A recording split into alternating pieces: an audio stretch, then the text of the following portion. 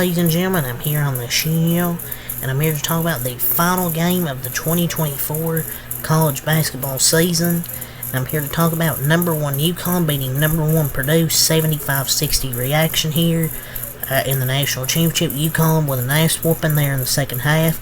It was really back and forth throughout the first half. Uconn really struggled to stop Zach Edey early. He started off like 7 for 9. I believe he was like 7 9, and then after that he missed like 6-7 straight shots. He was kind of a liability defensively as well. They were scoring on him at the rim. I know he scored 37 points, but most of that was in garbage time. You know, a lot of easy dunks. But it's rare you see teams go back to back. But Uconn, the last 2 years, 2 championships. Dan Hurley, now another championship back to back.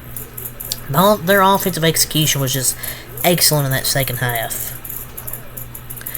It's not like they shot well from 3. It's not like they have to shoot well from 3. They can attack you in so many different ways.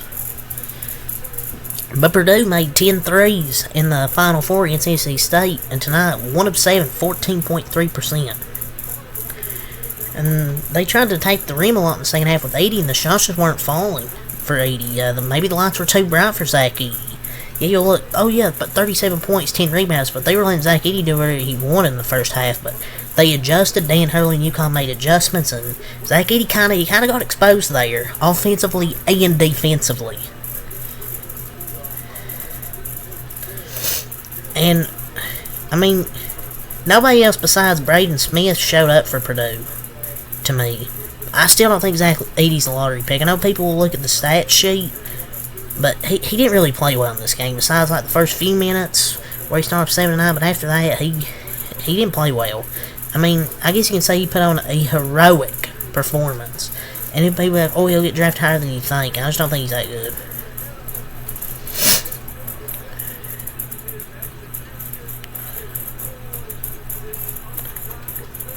But the transfer portal has brought about immense change, especially in the Final Four the last 2 years. In 2023, no Final Four team started true freshmen. This year was 7 Castle transfers like Cam Spencer, Tristan Newton for Uconn, and a star veteran in Zach Edey led the way in the national championship. So people from the transfer portal, a guy that's been there for a few years, but tough loss. I mean, nobody else really showed up besides Zach Edey. I mean, Fletcher Lawyer was a no-show. Fletcher Lawyer was a no-show. Lance Jones was a no-show. Everybody else besides Zach Edey and Braden Smith were really no-shows. He scored 37, the rest of the team scored 23. I mean, most of those points came in garbage time, to be honest. Easy dunks they were letting them have, put-back dunks. I mean, he played well in the first half, but the second half, he really struggled. But, I mean, I feel like he did everything he could in the first half, but once they slowed him down and he started missing shots, I'm like, yeah, it's over, because nobody else was making a shot for Purdue, and the three-point shots weren't falling. But he was a liability defensively as well. I mean, he's going to be one of the worst 7'4" defensive centers I've ever seen. Dude has a 2-inch vert and like 0 mobility. You can drive to the rim with ease on him if you're fast, because he has no mobility. I mean, he was getting exposed defensively. And I don't know. I'm just not sure about Zach Edey. A generational stat pattern. They let him score at the end. It's not like he was just scoring with ease. They were letting him score. But yeah, Braden Smith, 12 points, 8 assists, 3 rebounds. I mean, I guess Zach Edey had an incredible college career, but no national championships. There's plenty of us in America not singing this. Not singing this. Good riddance. Na na na na. Hey, hey, hey. Goodbye.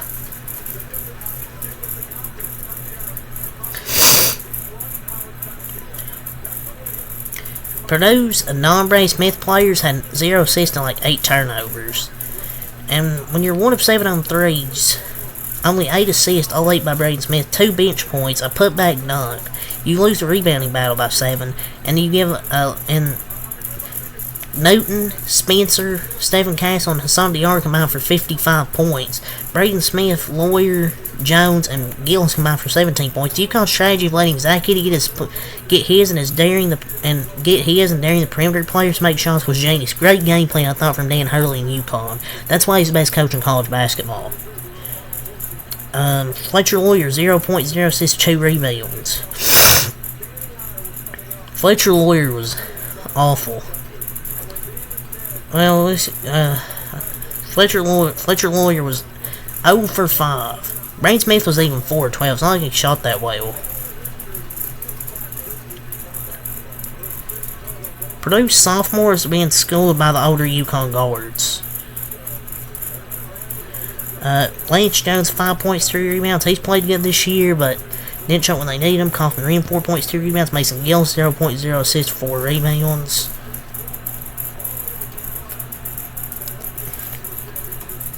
Nail face. Camden Heidi, 2 points, 1 rebound. Colvin, 0.0 assists, 2 rebounds. Yeah, nothing there. Newton, 20 points, 7 assists, 5 rebounds. Caravan, 5 points, 4 assists, 6 rebounds. Cam Spencer, 11 points, 2 assists, 8 rebounds.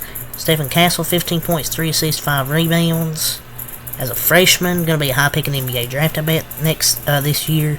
Kling, 11 points, 5 rebounds. Samson Johnson, 4 points, 1 assist, 1 rebound. And Hassan Diarra, 9 points, 2 rebounds. This UConn team just had no flaws. Offensively, defensively, their IQ, coaches, no flaws in this team all year. Tonight they shot 40% from the floor, 81 from the line, 27 from 3. Out-rebounded 37-21.